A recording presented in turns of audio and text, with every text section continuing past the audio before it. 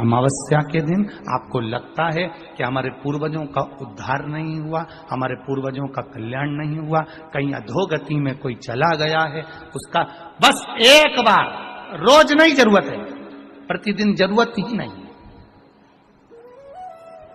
महीने में एक बार अगर अमावस्या के दिन भी आपने चंदन के थोड़ा सा चंदन अगर मेरे देवाधिदेव महादेव को 7 स्थान पर समर्पित किया है। अशोक यहाँ पर वर्णन कर रही है, मैना, धन्य और कला की कथा कह रही है। तीनों ने सनकादि ऋषियों से मांगा। चंदन भगवान को अति प्रिय होता है और चंदन ही एक ऐसा होता है जो पितरों को भी प्रिय होता है, जिसका स्पर्श मात्र लगने से पूर्वजों का कल्याण हो जाता है। वो चंदन का 7 स्थान शिवलिंग के बताए हैं, जहां पर भूल से भी अगर कोई चंदन की उंगलियां लगा देता है, 7 स्थान ऐसे हैं जहां चंदन की मात्र उंगलियां लगा देने से ही शिव पितृलोक के पितरों को मुक्ति प्रदान करके वैकुंठ लोक का निवास दे गए। 7 स्थान, और वो 7 स्थान जो चंदन के बताए गए हैं। पहला, भगवान देवाधिदेव महादेव के शिवलिंग पर चंदन का लेपन। समझ लेना जरा बहुत अच्छे से। आपको लगता है स्वप्न में कोई मुर्दे दिख रहे हैं, या कोई जल रहा है, या कोई मर रहा है, या कोई चला गया है, ऐसा भय लगता है। बच्चों को मानी भेजूंगी ऐसा हो जाएगा, पति को मानी भेजूंगी ऐसा हो जाएगा, कोई हमारे कोई गलत तो नहीं कर रहा है, आपको लगता है। 7 स्थान चंदन के बताएं महाराज। पहला शिवलिंग, दूसरा जहां गणेश जी का स्थान है, मालूम है ना सबको, जम के बोलो जरा, मालूम है ना सबको, जहां गणेश जी का स्थान है वहां अलग से गणेश जी बैठे, वहां नहीं। शिवलिंग में जलाधारी के ठीक सामने राइट में गणेश, लेफ्ट में कार्तिकेय, बीच में अशोक सुंदरी। तो पहला चंदन बाबा के शिवलिंग पर, दूसरा गणेश जी पर चंदन की उंगली, तीसरा षडानंद कार्तिकेय पर चंदन की उंगली, चौथा अशोक सुंदरी पर चंदन की उंगली, पांचवा जलाधारी पर चंदन की उंगली, छठा जो शिवलिंग का जल बह रहा है इसके ठीक विपरीत की ओर चंदन की उंगली, और 7वां चंदन नंदी के मस्तक के ऊपर जो 2 सींग लगे रहते हैं उस पर चंदन की उंगली। ये कब लगाई जाती है? या तो अमावस्या के दिन आपको लगता है कि हमारे पूर्वजों का उद्धार नहीं हुआ, हमारे पूर्वजों का कल्याण नहीं हुआ, कहीं अधोगति में कोई चला गया है, उसका बस एक बार, रोज नहीं जरूरत है, प्रतिदिन जरूरत ही नहीं, महीने में एक बार अगर अमावस्या के दिन भी आपने चंदन के थोड़ा सा चंदन अगर मेरे देवाधिदेव महादेव को 7 स्थान पर समर्पित किया है। अशोक यहाँ पर वर्णन कर रही है, मैना, धन्य और कला की कथा कह रही है। तीनों ने सनकादि ऋषियों से मांगा। चंदन भगवान को अति प्रिय होता है और चंदन ही एक ऐसा होता है जो पितरों को भी प्रिय होता है, जिसका स्पर्श मात्र लगने से पूर्वजों का कल्याण हो जाता है। वो चंदन का। आपके घर में पितृदोष है, आपको ऐसा महसूस होता है, आपको लगता है, तो किसी भी नवरात्रि के पहले जो अमावस्या पड़ती है, मान लो अपन अमावस्या पड़ी, आप एक अंदाजा लगाइए, तो जिस दिन अमावस्या रहे उस दिन चावल की कटोरी में एक कपूर का टुकड़ा रख दीजिए महाराज, छोटा सा, और कपूर का टुकड़ा रखकर उस कपूर को दरवाजे के बाहर कटोरी में ही, चावल रखी हुई कटोरी में ही उसको पितरों का स्मरण कर कर जला दीजिए। और जलाने के बाद उस चावल को कहीं भी किसी भी वृक्ष की छांव में पक्षियों के लिए डाल दीजिए। शिव महापुराण की कथा कहती है, अगर मान लो पितृ आपको कष्ट दे रहे हैं, पितृ आपको तकलीफ दे रहे हैं, कोई काम नहीं होने दे रहे हैं, या कहीं आपको ऐसा लगता है कि पितरों का दोष है, तो वो पितृ दोष देवी, अब ये जो आप करेंगे ये कब कर रहे हैं? अमावस्या के दिन आप उसको रख रहे हैं। अमावस्या के दिन उसको रखकर रात भर आपने रखा कपूर के साथ में, सुबह एकम पड़ गई, नवरात्रि लग गई, उसी दिन उसको जलाकर आपने पटक दिया। अर्थात उससे देवी और पितृ इन दोनों का आशीर्वाद जो प्राप्त होता है, तो घर में से पितृदोष समाप्त होकर लक्ष्मी की वृद्धि प्रारंभ हो जाती है, कार्य में सिद्धता आ जाती है। मान लो अगर पितृदोष है तो करो, नहीं है बड़े अलमस्ती से रहो, तो ये पितृदोष का स्मरण।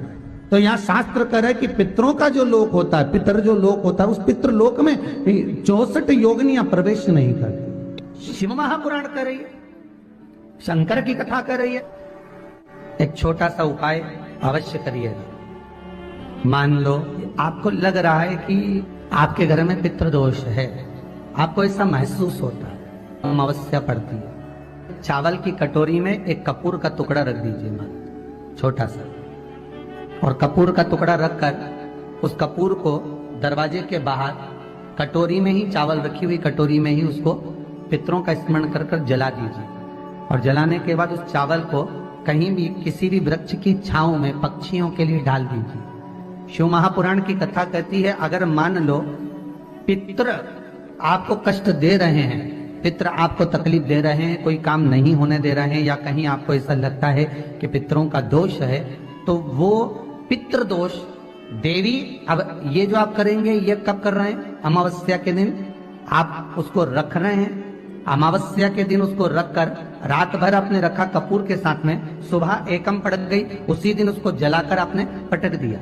अर्थात उससे देवी और पितृ इन दोनों का आशीर्वाद जो प्राप्त होता है, तो घर में से पितृदोष समाप्त होकर लक्ष्मी की वृद्धि प्रारंभ हो जाती है। अमावस्या के दिन प्रदोष काल में, प्रदोष के समय पर, प्रदोष काल में शाम के समय पर जाकर किसी भी नदी, तालाब, बावड़ी, कुआं, कहीं ना कहीं जो आपके पास में हो, वहां पर एक घी का दिया, बत्ती का मुंह दक्षिण की ओर कर कर अवश्य जला कर जाना, सारे पितृदोष समाप्त हो जाएगा। अगर नदी, तालाब, बावड़ी, कुआं नहीं है तो पीपल का वृक्ष हो या बेलपत्री का वृक्ष हो या बट का वृक्ष हो, उसके नीचे लगा दो प्रदोष काल में। पर अमावस्या के दिन लगाएं जरूर। क्यों? क्योंकि अमावस्या 16 दिन तक पितृ मृत्यु लोक में आने के बाद में भोजन ग्रहण करते हैं। अमावस्या के दिन पितृ शाम के समय प्रदोष काल में शंकर भगवान का नाम जाप कर कर नदी, तालाब, बावड़ी पर पानी पीने जाते हैं। वहां से जल का आचमन कर कर पितृ अपने लोक को चले जाते हैं प्रदोष काल के समय पर। इसलिए प्रदोष काल में जलाशय के पास में बावड़ी, कुआं, नदी, तालाब के किनारे पर दिया लगाया जाता है, दक्षिण की ओर मुख कर कर बत्ती का, तो पितृ आशीर्वाद देते हुए जाते हैं कि फलो फूलो, आगे बढ़ो, उन्नति करो, तरक्की करो। ये पितरों का आशीर्वाद रहता है, पितरों का वर रहता है। आप देंगे, कुछ करा ना करा, फिर अमावस्या के दिन उस दिन दिया दक्षिण की ओर बाती का मुख कर कर।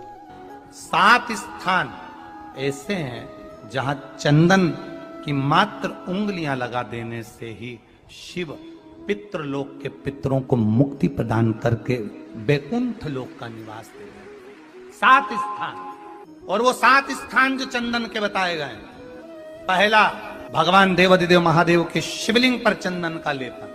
समझ लेना जरा बहुत अच्छे से। आपको लगता है स्वप्न में कोई मुर्दे दिख रहे हैं, या कोई जल रहा है, या कोई मर रहा है, या कोई चला गया है, ऐसा भय लगता है, बच्चों को मानी भेजूंगी ऐसा हो जाएगा। जिनके यहाँ पितृदोष होता है, काल सर्प दोष होता है, वास्तु दोष होता है, उनको ज्यादा कुछ नहीं करना होना। महाराज एक बेल का फल लीजिए, उसके अंदर का जो गुर्दा होता है, अंदर का जो भाग होता है, उसको निकाल लीजिए, और उस बेल के फल में आटा सेक कर उसमें शक्कर मिलाकर उसको उसके अंदर भर लें। अमावस्या के दिन सुबह 10 बजे से पहले उसको अपने घर में घुमाने के बाद में जिसको काल सर्प दोष बताया है, पितृदोष बताया है, या वास्तु दोष का स्मरण बताया है, घर में सब दूर घुमाकर अपने परिवार का हाथ का स्पर्श कराकर पीपल के पेड़ के नीचे तक खड्डा खोदकर उस बेलपत्र के उस फल को दाब दीजिए। महाराज केवल एक अमावस्या करना रहता है, पितरों के दोष से मुक्ति मिलती है और हमारे घर के कार्य सफल होना प्रारंभ हो जाता है। पति को मानी भेजूंगी ऐसा हो जाएगा, कोई हमारे कोई गलत तो नहीं कर रहा है, आपको लगता है 7 स्थान चंदन के बताएं, बाबा के शिवलिंग पर, दूसरा गणेश जी पर चंदन की उंगली, तीसरा षडानंद कार्तिकेय पर चंदन की उंगली, चौथा अशोक सुंदरी पर चंदन की उंगली, पांचवा जलाधारी पर चंदन की उंगली, छठा जो शिवलिंग का जल बह रहा है इसके ठीक विपरीत की ओर चंदन की उंगली, और सातवां चंदन नंदी के मस्तक के ऊपर जो 2 सींग लगे रहते हैं उस पर चंदन की उंगली। ये कब लगाई जाती है? या तो अमावस्या के दिन आपको लगता है कि हमारे पूर्वजों का उद्धार नहीं हुआ, हमारे पूर्वजों का कल्याण नहीं हुआ, कहीं अधोगति में कोई चला गया है, उसका बस एक बार, रोज नहीं जरूरत है, 4 दिन दुकान अच्छी चले, बाकी के समय बैठना पड़े, समझ लेना पितृदोष। घर में बच्चे चिड़चिड़े हो जाए, गलत संगति में डूब जाए, समझ लो चिड़चिड़ हो रहे हैं, पितृदोष। घर के बच्चे माता पिता का आदर न करें, सम्मान न करें, तेज आवाज में बात करें, समझ लो पितृदोष। पितृदोष मालूम पड़े, और इतने से भी अगर आप नहीं समझ सकते, परिवार का कोई एक व्यक्ति जब जब भोजन करने बैठे तब तब उसकी थाली में बाल आए, भले वो होटल में खाए तो भी बाल आ जाए, वो कहीं खाना खा रहा है तो बाल आ जाए।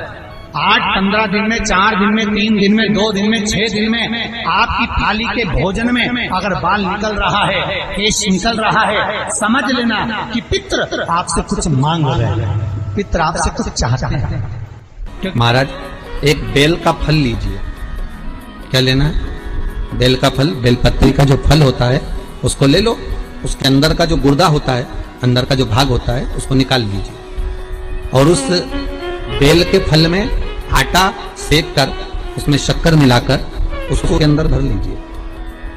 अमावस्या के दिन सुबह 10 बजे से पहले उस बेल फल में जिसमें तुमने पंजेरी भरी है, आटा सेक कर भरा है शक्कर के साथ में, उसको अपने घर में घुमाने के बाद में जिसको कालसर्प दोष बताया है, पितृदोष बताया है या वास्तु दोष का स्मरण बताया है, घर में सब दूर घुमाकर अपने परिवार का हाथ का स्पर्श कराकर पीपल के पेड़ के नीचे तक खड्डा खोदकर उस बेलपत्र के उस फल को दाब दीजिए। महाराज केवल एक अमावस्या करना रहता है, पितरों के दोष से मुक्ति मिलती है और हमारे घर के कार्य सफल होना प्रारंभ हो जाते हैं। कार्य की सफलता होती है, कार्य में सफलता प्राप्त होने लगती है।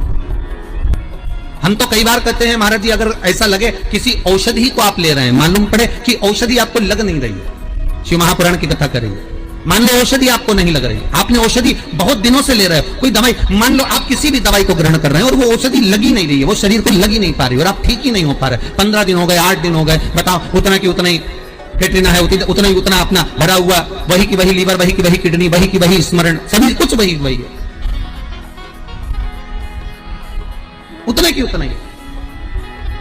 बीपी भी ऊंचा नीचा चल रहा है पर लेवल में नहीं आ रहा, शुगर भी लेवल में नहीं आ रही, तो प्रयास करा करो महाराज, बेलपत्री के फल का जो गुर्दा है, अंदर का जो भाग है फल का, उसको पानी में गला लीजिए और प्रदोष कम से कम प्रदोष नहीं हो और बीमारी जरा दवाई लगी नहीं रही हो तो बिना प्रदोष के भी कर सकते हो, उसको पानी में गलाइए, आधा घंटा पानी में, जैसे आपको सुबह मंदिर जाना है 10 बजे, तो सुबह स्नान कर कम से कम 6:30-7 बजे उसको पानी में गला दीजिए और उस बेले के फल का गुर्दा से गला हुआ पानी शिव जी को ले जाकर समर्पित कर दीजिए। महाराज उस पानी में से थोड़ा सा 1 चम्मच पानी शिव जी पे चढ़ा हुआ लेकर आ जाइए, उस पानी को जो बीमार व्यक्ति है उसको औषधि देने से पहले मात्र आधी चम्मच से भी आधा चम्मच उसको दे दीजिए।